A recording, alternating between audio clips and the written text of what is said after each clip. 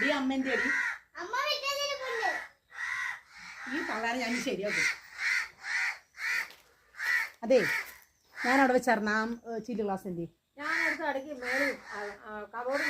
എന്തിന് അത് പൊട്ടി പോകുന്നു. ഞാൻ ചായ കുടിക്കുന്നത് ചില്ല് ഗ്ലാസ്സിലാണെന്ന് അറിയാവുന്ന കാര്യമല്ല. ആണെങ്കിലേ കാശ് കൊടുത്ത് മേടിക്കണം. അവിടെ സ്റ്റീൽ ഗ്ലാസ് ഒത്തിരി ഇരിപ്പുണ്ട്.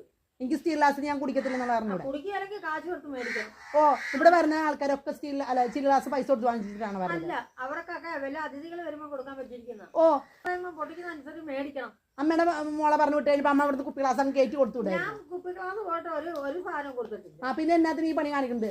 ഞാൻ ഒരു കാര്യം പറയാം. ഞാൻ അവിടെ ഒരു ഗ്ലാസ് വെക്കുന്നുണ്ട്. ആ ഗ്ലാസ് ഇനി മേലാക്കടുത്ത് മാറ്റിയേക്കരുത്. ഉള്ള കാര്യം ഞാൻ പറഞ്ഞേക്കാം. കാശ് കൊടുത്ത് മേടിച്ചവിടെ വെക്കണം, അല്ലാതെ ഞാൻ സമ്മതിക്കുകയില്ല.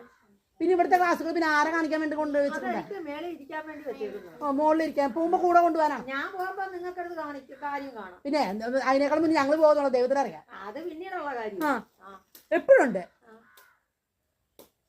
ഒരു വീട്ടിൽ എന്ത് സാധനം എടുത്തു വെച്ചാൽ അപ്പൊ അത് വന്നെടുത്തിട്ട് പാത്ത് വയ്ക്കും.